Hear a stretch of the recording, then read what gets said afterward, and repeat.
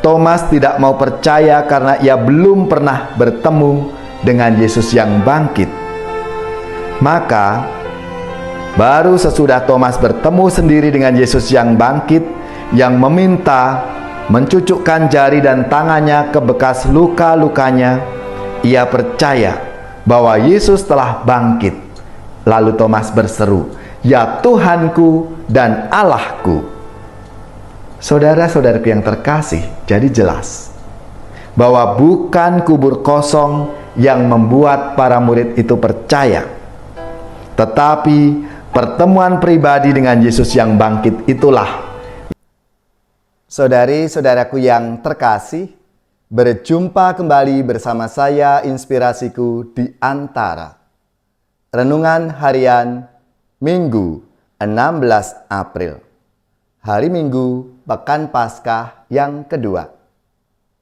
Semoga kita bersama keluarga, komunitas kita, selalu dalam keadaan baik, sehat, dan tetap bersemangat.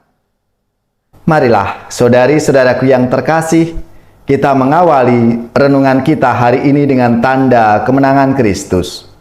Dalam nama Bapa dan Putra dan Roh Kudus. Amin. Ya Allah, berkat kebangkitan Putra-Mu yang terkasih, Engkau telah mengumpulkan kami sebagai umat-Mu yang baru. Kami mohon, penuhilah kami dengan rahmat dan damai-Mu, sehingga kami senantiasa sehati dan sejiwa, serta semakin berkembang dalam cinta kasih dan persaudaraan, dengan pengantaraan Yesus Kristus Putra-Mu Tuhan kami, yang bersama dengan Dikau dalam persatuan Roh Kudus, hidup dan berkuasa Allah sepanjang segala masa. Amin. Dalam nama Bapa dan Putra dan Roh Kudus. Amin. Inspirasi kita hari ini dari Injil Suci menurut Yohanes, bab 20, ayat 19 sampai 31. Marilah kita baca bersama-sama dan kita renungkan. Setelah Yesus wafat disalib pada malam pertama sesudah hari Sabat, berkumpullah murid-murid Yesus di suatu tempat dengan pintu-pintu yang terkunci, karena mereka takut kepada orang-orang Yahudi. Pada waktu itu, datanglah Yesus, berdiri di tengah-tengah mereka dan berkata, "Damai sejahtera bagi kamu." Sesudah berkata demikian, Yesus menunjukkan tangan dan lambungnya kepada mereka. Murid-murid itu bersukacita ketika mereka melihat Tuhan. Maka kata Yesus sekali lagi, "Damai sejahtera bagi kamu. Sama seperti Bapa mengutus aku, demikian juga sekarang aku mengutus kamu." Dan sesudah berkata demikian, Yesus menghembusi mereka dan berkata, "Terimalah Roh Kudus. Jikalau kamu mengampuni dosa orang, dosanya diampuni. Dan jikalau kamu menyatakan dosa orang tetap ada, dosanya tetap ada." Pada waktu Yesus datang itu, Thomas, seorang dari ke-12 murid, yang juga disebut Didimus, tidak ada bersama-sama mereka. Maka kata murid-murid yang lain itu kepadanya, "Kami telah melihat Tuhan." Tetapi Thomas berkata kepada mereka, "Sebelum aku melihat bekas paku pada tangannya, dan sebelum aku mencucukkan jariku ke dalam bekas paku itu, dan mencucukkan tanganku ke dalam lambungnya, sekali-kali aku tidak akan percaya." 8 hari kemudian, murid-murid Yesus berada kembali dalam rumah itu, dan Thomas pun bersama-sama dengan mereka. Semua pintu-pintu terkunci. Yesus datang. Ia berdiri di tengah-tengah mereka dan berkata, "Damai sejahtera bagi kamu." Kemudian Yesus berkata kepada Thomas, "Taruhlah jarimu di sini, dan lihatlah tanganku. Ulurkanlah tanganmu, dan cucukkan ke dalam lambungku, dan jangan engkau tidak percaya lagi, melainkan percayalah." Thomas menjawab kepadanya, "Ya Tuhanku dan Allahku." Kata Yesus kepadanya, "Karena telah melihat Aku, maka engkau percaya. Berbahagialah mereka yang tidak melihat, namun percaya." Memang masih banyak tanda lain yang dibuat Yesus di depan mata murid-muridnya yang tidak tercatat dalam kitab ini.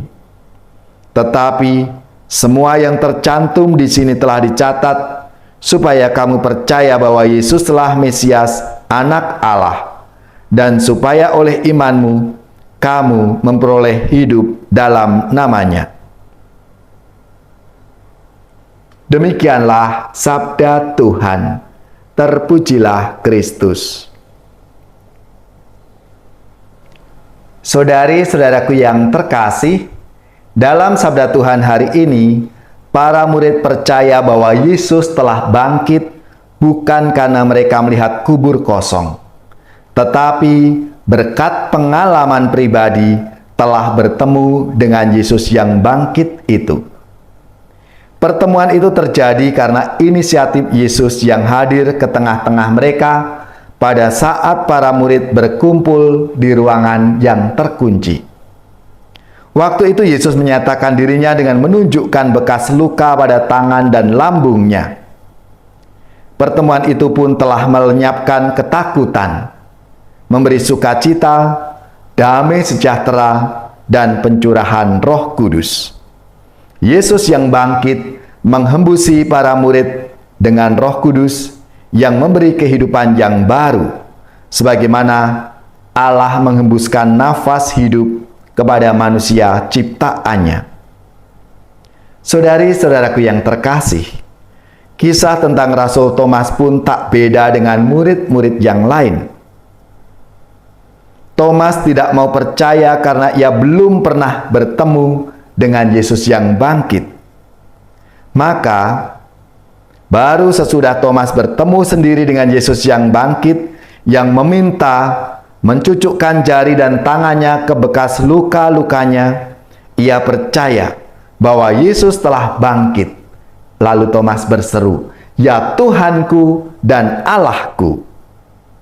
Saudara-saudaraku yang terkasih, jadi jelas bahwa bukan kubur kosong yang membuat para murid itu percaya, tetapi pertemuan pribadi dengan Yesus yang bangkit itulah yang membuat para murid percaya bahwa Yesus telah bangkit. Hanya pertemuan pribadi dengan Yesus yang bangkit yang dapat membuat Rasul Thomas dan murid-murid yang lainnya percaya akan kebangkitannya. Demikian halnya kepercayaan orang-orang yang tidak pernah melihat Yesus pun terjadi berkat kesaksian ke-12 murid yang menyatakan perkataan Yesus sendiri. Berbahagialah mereka yang tidak melihat, namun percaya. Pertemuan dengan Yesus yang bangkit itu membawa tugas perutusan. Sama seperti Bapa mengutus aku, demikian juga sekarang aku mengutus kamu. Pengutusan itu berkenaan dengan penghapusan dosa, sehingga para murid menerima pencurahan Roh Kudus. Sedangkan tujuan perutusannya adalah supaya orang mulai atau semakin percaya bahwa Yesus adalah Mesias, Anak Allah, dan dengan imannya itu ia memperoleh hidup yang kekal. Jadi, penginjil Yohanes menulis Injilnya untuk menunjukkan atau membuktikan bahwa Yesuslah Mesias, Anak Allah, supaya orang percaya kepadanya, dan dengan iman kepercayaan itu ia memperoleh hidup yang kekal. Saudara-saudaraku yang terkasih, kadang-kadang kita ini masih ragu-ragu, bahkan takut memberitakan Injil kebenaran saat ancaman menghadang kita. Padahal Roh Kudus sudah dicurahkan atas diri kita. Tak jarang kita pun malas menjalankan tugas perutusan, menjadi konsekuensi dari setiap orang yang percaya kepada Yesus.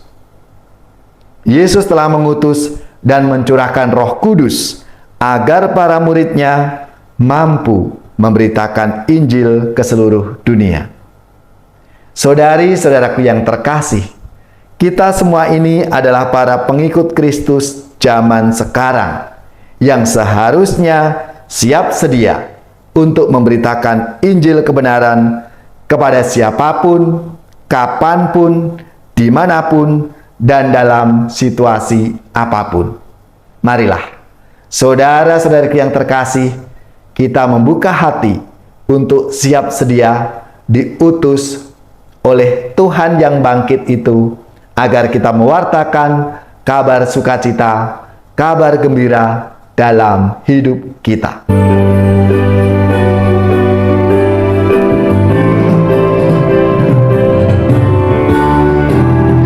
Bangkit bagi Yesus, pahlawan salibnya, anjungkan panji raja dan jangan menyerah. Dengan semakin jaya Tuhanmu ikutlah, sehingga tiap lawan berlutut menyembah.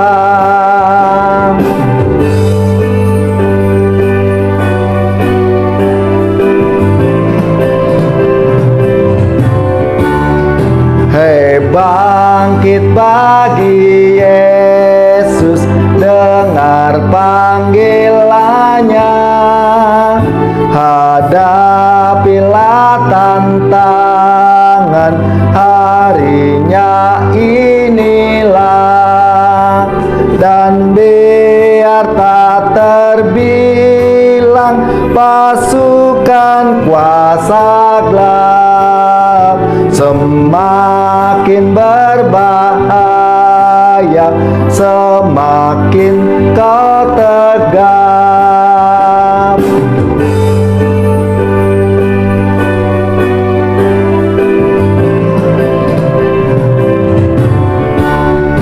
Hei, bangkit bagi Yesus, mohon kuasanya, tenagamu sendiri tentu tak cukuplah.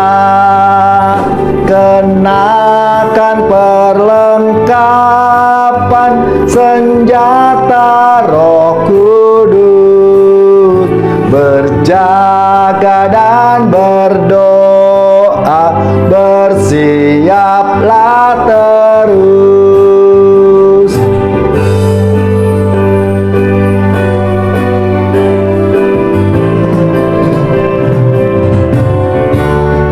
Hei, bangkit bagi Yesus, tak lama masa perang, gaduhnya kan diganti nyanyian pemenang, yang jaya diberikan mahkota yang bakal bersama Raja mulia berkuasa selamanya.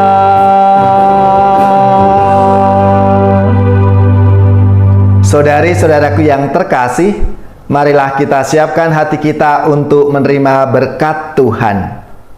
Semoga saudara-saudari sekalian, keluarga-keluarga, komunitas kita, orang-orang yang kita doakan, mereka yang sakit, yang menderita, seluruh tugas, belajar, pekerjaan, usaha, serta karya pelayanan kita, dibimbing, dilindungi dan diberkati oleh Allah yang Maha Kuasa, Bapa dan Putra dan Roh Kudus. Amin.